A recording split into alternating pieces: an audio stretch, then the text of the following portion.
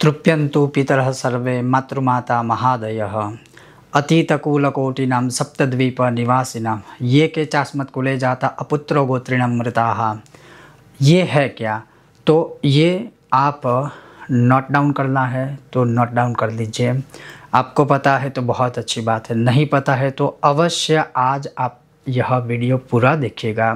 श्राद्ध के दौरान या जब श्राद्ध ना भी हो और अपने पितरों की तिथि हो उस समय पर या अमावस्या, लेकिन अगर हम बात करें अभी चल रहे जो श्राद्ध काल है, पितृपक्ष है या श्राद्ध पक्ष है, उसमें अगर आप कुछ भी ना करवा पाए तो जब अपने पितरों की तिथि हो उस दिन, मानिए कि अपने पितरों की तिथि नहीं भी है लेकिन श्राद्ध पक्ष तो चल रहा है, तो किसी भी दिन, और ख़ास करके जैसे 11 सितंबर है तो उस दिन भरणी नक्षत्र का आरंभ होगा, 12 को पूर्ण होने वाला है, तो 11 या 12 उस दिन, या फिर 19 सितंबर जो त्रयोदशी मघा नक्षत्र का जो सबसे बड़ा श्राद्ध का दिन है वह, या चतुर्दशी का श्राद्ध जिसमें आकस्मिक किसी की भी मृत्यु हुई है तो उस दिन, या सर्वपितृ अमावस्या के दिन अवश्य आप और कोई बड़ा लंबा विधान विधि पूजा पाठ श्राद्ध ना करवा पाए तो मैं ये कहूँगा देव ऋषि मनुष्य और पितृतर्पण ये अवश्य करवाइएगा। और यह तर्पण होता क्या है, इसका महत्व क्या है और ये क्यों करने की ज़रूरत है और क्यों करवाना चाहिए, आज मैं आपको सब इसका महात्म्य श्रवण करवाऊँगा। अगर आपको यह विषय वीडियो पसंद आता है तो लाइक करें, शेयर करें, चैनल पर नए हो तो सब्सक्राइब कीजिएगा। तो चलिए शुरू करते हैं। सर्वप्रथम ये जो देव ऋषि मनुष्य पितृ तर्पण, जिसको हम नित्य तर्पण भी कह सकते हैं या कहते हैं, पहले के ज़माने में यह तर्पण हर एक मनुष्य स्वयं करता था। धीरे धीरे जैसे सबको संस्कृत का या यह विधि विधान का ज्ञान कम होता गया या लुप्त होता गया तो फिर ब्राह्मणों के द्वारा करवाया जाता था या करवाया जा रहा है। फिर एक ऐसा काल आ गया कि मतलब अब एक ऐसी लोक मत या लोक भावनाएं हो गई कि यह जो है सिर्फ आप किसी विशेष, किसी की मृत्यु हुई है, किसी का श्राद्ध है तभी करवा सकते हैं, लेकिन ऐसा नहीं है। यह श्राद्ध आपके पितरों को, अर्थात श्राद्ध नहीं कहूँगा, लेकिन यह जो तर्पण है आपके पितरों को अनंत काल तक तृप्त करेगा। क्यों करेगा? तो मैं आपको प्रमाण के साथ कहता हूँ। यह तर्पण जो होता है उसमें सबसे पहला होता है जैसे देव तर्पण होता है, फिर ऋषि तर्पण होता है, फिर मनुष्य तर्पण होता है और फिर पितरों का तर्पण होता है। पितरों के तर्पण में गोत्र का उच्चारण किया जाता है, गोत्र पता ना हो तो कश्यप गोत्र भी बोला जाता है। उसके बाद जो है पितृ है, अर्थात अगर किसी के पिता जीवित नहीं है तो पिता, फिर पितामह और फिर प्रपितामह और उससे आगे जाए तो वृद्ध प्रपितामह। तो इस प्रकार से सबके नाम सहित नाम बोलकर के फिर तर्पण किया या करवाया जाता है। तो आप कम से कम आपके आगे या आपके पीछे जो लोग इस दुनिया में नहीं है, जिसको हम अपने पितर कहते हैं, कम से कम उनकी पास्ट 3 या 4 पीढ़ी तक के नाम आएंगे। जैसे मैंने कहा दादा हो तो फिर दादा है, दादी है, परदादी है या फिर वरदादा या वरदादी है, उससे आगे जाए।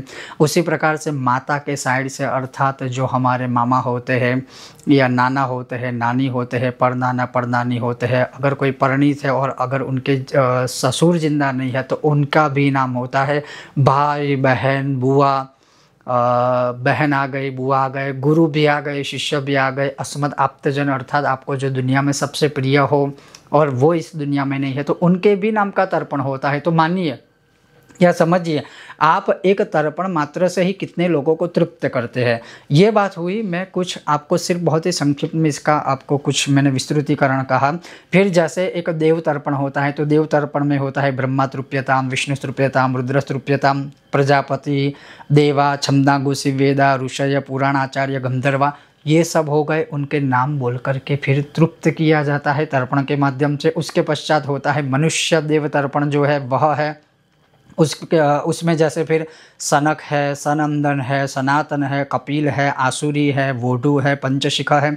उसके पश्चात फिर पितरों का तर्पण होता है। शुरुआत में ब्रह्म यज्ञ होता है। अब ये शायद आपको लगेगा कि ये सारी चीज़ें क्या है, आपको कुछ पता नहीं चल रहा है, लेकिन ये जब आप तर्पण करवाएंगे किसी विद्वानों के द्वारा, किसी विद्वान ब्राह्मण के द्वारा आपको वो डिटेल में समझाएंगे। और ऐसे भी नहीं है कि तर्पण नॉर्मली ऐसे ही होगा, एक मतलब मानिए ऐसे तर्पण किया जाएगा। जब जो जैसा तर्पण होगा उस हिसाब से उस दिशा में मुख रखकर उस हमारे हाथों में जो तीर्थ है उसके माध्यम से तर्पण करवाया जाएगा या किया जाएगा। तो पीतलों का तर्पण जैसे अंगूठे से दक्षिण दिशा में किया जाएगा या हमारे हाथ के राइट हैंड साइड में अंगूठे से किया जाता है। अब इसमें एक जो वीडियो बनाने का सबसे बड़ा मेरा जो तात्पर्य है वो क्या है कि जब आपको किसी के नाम पता नहीं है, बहुत लोग मैंने देखा है विदेश में कि जिनके परिवार वाले भारत में मतलब हमारे देश में थे, फिर वो देश से बाहर चले गए तो उनके कोई रिश्तेदारों के बारे में भी उनको पता नहीं है, तो फिर वो क्या करें। तो सबसे बड़ी बात देखिए, जब यह सारा तर्पण होता है तब अंजलि दानम करके तर्पण का ही विधान है, जिसमें नॉन स्टॉप कंटिन्यू आपको तर्पण करना होता है। लेकिन उसमें संस्कृत में क्या बोला जाता है कि ये अबांधवा बांधवा ये अन्य जन्मनि बांधवा, अर्थात ये बांधवा मतलब आप जिनको जानते हो अपने बंधु सखा जो भी है वो, अबांधवा शायद आपको किसी के नाम नहीं पता है वह, ये अन्य जन्मनि बांधवा किसी और जन्म या मतलब ये मानिए कि कोई ऐसे तृप्त या अतृप्त जो आपके बांधव जन है वो भी इसमें आ गए। ते सर्वे तृप्ति मायंतु मया दत्तेन वारिणा, वारिणा अर्थात जल पानी, कि वो लोग भी मेरे इस जल देने से अंजलि देने से तर्पण करने से वे भी तृप्त हो जाए। फिर आ ब्रह्मस्तंभ पर्यंतम देवर्षि पितृमानवाः, ब्रह्मस्तंभ पर्यंत तक देव ऋषि पितृमानवाः जो चारों तर्पण है वह, फिर आगे क्या लिखा, तृप्यंतु पितरः सर्वे मातृमाता महादयः, मेरे इस तर्पण से मेरे पितर तृप्त हो, सर्वे मातृ माता महादया माता की साइड से भी सभी लोग तृप्त हो, अतीतकूल कोटिनम सप्तद्वीप निवासिनम, अतीतकूल कोटिनम सोचिए शब्दों में इसका अतीत मतलब जितने भी पुराने हैं, अतीत कुल जितने भी पुराने तक आपका कुल नाम सब कुछ जाता है। जैसे मानिए पिछली 21 पीढ़ी, 7 पीढ़ी, 3 पीढ़ी या 42 पीढ़ी।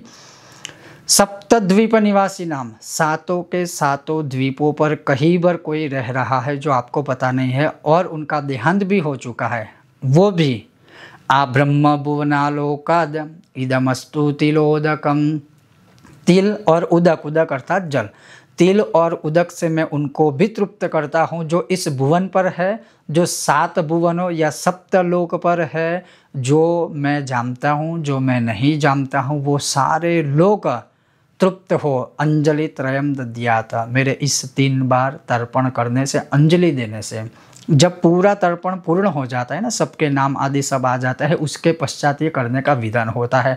तो अवश्य यह तर्पण करवाए।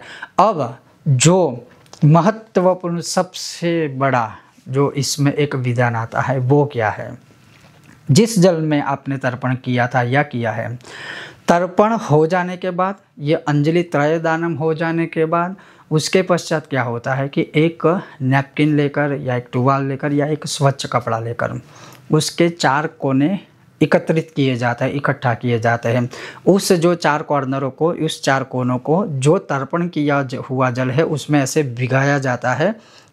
थोड़ा वो जो कॉर्नर वाला भाग है वो उस जल के अंदर रहेगा जिसमें आपने तर्पण किया था। और फिर क्या बोला जाता है, बहुत ही महत्वपूर्ण है, ये के चास्मत कुले जाता अपुत्रा गोत्रिणमृता, अर्थात ये के च अस्मत् कुले जाता अपुत्रा गोत्रिणो मृता, अगर मेरे कुल में या इस कुल में कोई ऐसा अपुत्र है, और अपुत्र का मतलब यहाँ पर ये संदर्भित मानना चाहिए कि जिसका जन्म इस दुनिया में हुआ ही नहीं है। ते गृह्णन्तु मया दत्तम वस्त्र निष्पीडिना उदकम, अब इस पृथ्वी पर जिसका जन्म नहीं हुआ उसके 2 से 3 तात्पर्य होते हैं। एक, जो गर्भ में ही मर चुका है, दूसरा जिसका आपने जानबूझकर अबॉर्शन करवाया है, गर्भपात करवाया है, और तीसरा जो कुदरती ही तरीके से जिसे हम कहते हैं मिसकैरेज हो गया। तो वो भी जो गर्भ में जीव थे ना, उसके श्राद्ध नहीं होते, उसके पिंडदान नहीं होते, लेकिन वो जीव तो होते हैं। वो जीव आपके ही गर्भ में मृत हुए हैं, वो जीव कहीं ना कहीं उस दुनिया में भले ही नहीं आए, लेकिन वो थे तो जीव ना, वो आपके ही कुल के थे ना, या हमारे ही कुल के होते हैं ना, तो दोष तो लगेगा। अब वह दोष से मुक्त कैसे होंगे आप? जब आप यह तर्पण करोगे या करवाओगे, उस समय पर जब आप यह विधान करोगे तब, क्योंकि जिनके नामों के माध्यम से जिन भी हमारे पितर, सखा, बंधु, भाई बहन, पिता माता, भाई बुआ जो भी आ गए, उनका किया हुआ तर्पण का जल है, उसमें जब हम यह टुवाल या नैपकिन या कपड़ा उसमें भिगोकर फिर तर्पण करते हैं या ये मंत्र बोलते हैं, तब जो ऐसे भी अतृप्त जीव थे उसके दोष से आप मुक्त हो पाएंगे। क्योंकि कहते हैं कि ते ग्रहणंतु मया दत्तम वस्त्रम निष्पीडिन उदकम। बाद में जो गीला वो टावल है ना, तर्पण वाला जल, आप अपने लेफ्ट हैंड साइड में उत्तर दिशा में आप बैठे, आपकी लेफ्ट हैंड साइड जिसको उत्तर बोला जाता है, उसको ऐसे करके ना बहुत ही स्क्वीज किया जाता है, उसको निचोया जाता है अच्छे से, वो जो पानी है ना पूरा निकाला जाता है, तब आप उस दोष से मुक्त होते हो। और आप सोचिए, आज के समय में बहुत लोग कोई संयोगवश, किसी कारणवश मिसकैरेज या जिसको हम कहते हैं अबॉर्शन, गर्भपात करवाते हैं जानबूझकर। तो क्या वो हक हमारा है? जो जीव आपके गर्भ में आया है उसको मारने का हक क्या है? दोष तो लगेगा, क्योंकि वो है तो जीव हिंसा ही हुई।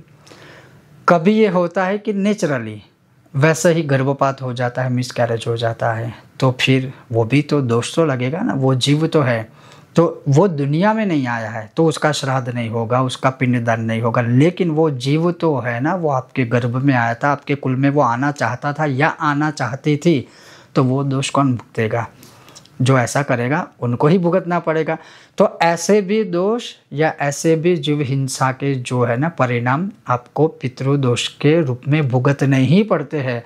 और जब मैं कई बार गया हूँ तर्पण आदि करवाने, तो कुछ जगह पर मैं इनडायरेक्टली या डायरेक्टली पूछ लेता हूँ कि ऐसा कुछ हुआ है, क्योंकि ये हमारा धर्म है, हमें ये चीज़ करवानी है। कई लोग हैं जो कहते हैं हमने 2 से 3 बार खुद अबॉर्शन करवाया है, कई लोग होता है 1 बार अबॉर्शन करवाया है, कई लोग कहते हैं कि मिसकैरेजेस 2, 3, 4, 5 बार हुए। तो आप सोचिए क्या क्या स्थिति होगी।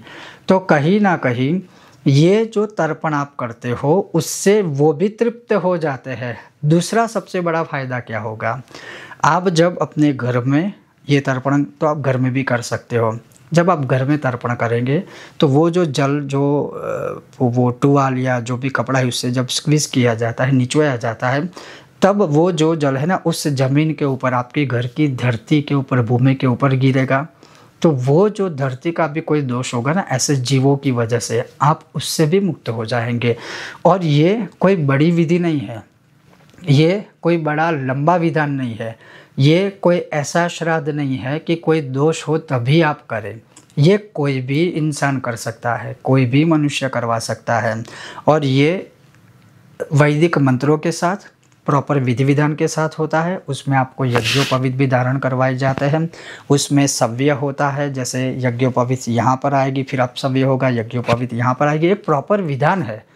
तो बिल्कुल अगर आप कुछ नहीं करवा पाते हो, ये 1 घंटा या 1.5 घंटा से ज़्यादा इसमें और कुछ नहीं होता है, बहुत लंबी चीज़ है। लेकिन मुझे लगा कि ये विषय बहुत ही गहन है, गहरा है, हर एक को ये समझना चाहिए।